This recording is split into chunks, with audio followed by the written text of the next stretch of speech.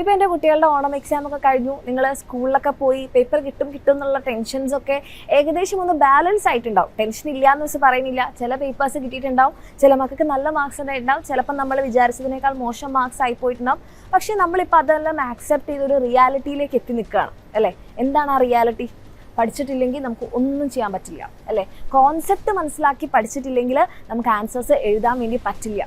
അതുമാത്രമല്ല, എക്സാമിൻ്റെ തലേന്ന് വരെ നമ്മൾ എന്ത് ചെയ്യാണ്, ഇങ്ങനെ പഠിക്കാതെ ഇരുന്ന് കഴിഞ്ഞിട്ട് എക്സാമിൻ്റെ ദിവസം നമ്മൾ ഇരുന്ന് കഷ്ടപ്പെട്ട് പഠിച്ചു, 3 മണി വരെ പഠിച്ചു, 4 മണി വരെ പഠിച്ചു, എല്ലാം റിവൈസ് ചെയ്തു, കുറേ ചോദ്യങ്ങൾ ചെയ്തു, ഒരു കാര്യം ഉണ്ടാവില്ല. നമുക്ക് എക്സാം ഹാളിൽ എത്തിക്കഴിഞ്ഞാൽ നമുക്ക് മൊത്തം ഒരു ടെൻഷനായിരിക്കും.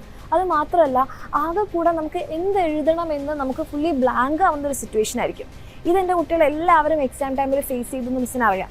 അതെന്നെ കാര്യം മിസ് വീണ്ടും റിപ്പീറ്റ് ചെയ്യുന്നില്ല. പക്ഷേ ഒരു കാര്യം മിസ് ഉറപ്പിച്ച് പറയാം അല്ലെ, നമ്മുടെ ഈ എക്സാമിന് മുൻപ്, ഓണം എക്സാമിന് മുൻപ് നമ്മുടെ ഗവൺമെൻറ് നമ്മളോട് പറഞ്ഞു പേപ്പർ ടഫാവും. നമ്മളെല്ലാവരും, ടീച്ചേഴ്സ് എല്ലാവരും വീഡിയോസിലൂടെയും ഷോർട്സിലൂടെയും ക്ലാസ്സുകളിലും നിങ്ങളെ ഓർമ്മിപ്പിച്ചു എക്സാം ടഫാവും, പഠിക്കണം. അപ്പം നമ്മൾ ചില്ലായെടുത്തു അല്ലേ. അതേപോലെ ഒരു റിമൈൻഡർ കൂടിയാണ് മിസ് ഇപ്പോൾ പറയുന്നത്. മക്കളെ, ഇനി നിങ്ങളുടെ കയ്യിൽ വളരെ കുറച്ച് മാസങ്ങൾ കൂടിയുള്ളൂ. ആ മാസങ്ങൾ നിങ്ങൾ എഫക്റ്റീവായിട്ട് ഉപയോഗിച്ചിട്ടില്ലെങ്കിൽ ഇപ്പം നിങ്ങളുടെ ഓണം എക്സാം എത്രത്തോളം നിങ്ങൾ കഷ്ടപ്പെട്ടോ അതിൻ്റെ ഡബിൾ നിങ്ങൾ കഷ്ടപ്പെടാൻ പോവുകയാണ്. നിങ്ങളെ പേടിപ്പിക്കാൻ വേണ്ടി പറയല്ല, നിങ്ങൾ ഓർമ്മപ്പെടുത്തുകയാണ്. പഠിച്ചിട്ടില്ലെങ്കിൽ നമുക്ക് എവിടെയും എത്താൻ പറ്റില്ല. ലാസ്റ്റ് മിനിറ്റിൽ നമ്മൾ ടെൻഷൻ അടിക്കും. നമ്മുടെ ടെൻഷൻ കാണുമ്പോൾ നമ്മുടെ പാരൻസ് ടെൻഷൻ അടിക്കും. എന്തിനാണ് ഒരു കുഞ്ഞ് എക്സാമിന് വേണ്ടി നിങ്ങൾ ഇത്രത്തോളം സ്ട്രെസ്ഡ് ആവുന്നത്? അതിനുള്ളൊരു അവസരം നമ്മൾ എന്തിനാണ് കൊടുക്കുന്നത്?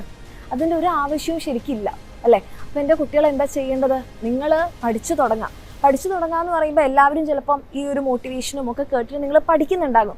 പക്ഷെ ആ പഠിക്കുന്ന രീതി നിങ്ങൾ എക്സാമിൻ്റെ തലേ ദിവസം പഠിക്കാറില്ലേ?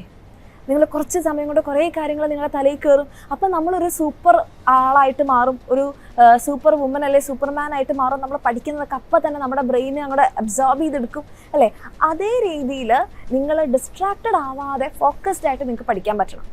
അങ്ങനെ പഠിക്കാൻ പറ്റണമെങ്കിൽ നമുക്ക് എന്ത് ചെയ്യണം? എന്ത് നമ്മുടെ മൈൻഡിൽ വരണം? നമുക്കിനി സമയമില്ല എന്നുള്ളൊരു തോട്ട് നമ്മുടെ മൈൻഡിൽ വരണം.